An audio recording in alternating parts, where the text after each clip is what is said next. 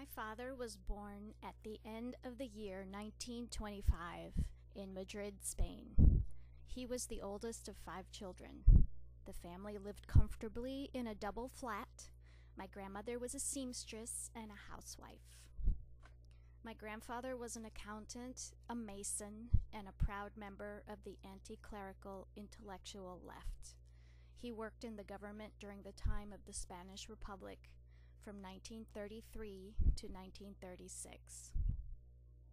When my father was about 10 years old, he was walking home from school when he heard the air raid sirens, by then a familiar sound. But then real bombs started falling all around him. He remembered to hide in a doorway, flat up against the door, until the bombing stopped.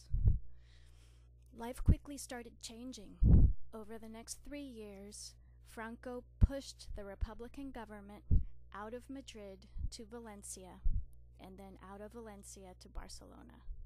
Finally, my grandfather decided that his family was in danger. He sent my grandmother, 4 children, and newborn son to the south of France. My grandfather planned to stay behind and call for them once Franco had been defeated. My dad doesn't talk much about this time, but he has mentioned how they were always on the run, leaving more and more belongings in safe places to which they would never return. Some of the last things to go were family photographs. All they had by the time they reached Béziers were the clothes on their backs. The French camps were more concentration camps than refugee camps. Again, my father doesn't talk much about this time, but he won't eat spaghetti, and he can't stand the sight of women wearing skirts and socks together.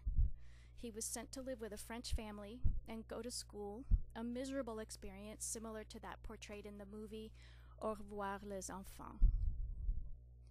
When Franco reached Barcelona and my grandfather realized that he faced imminent execution, he too escaped into France to a different refugee camp.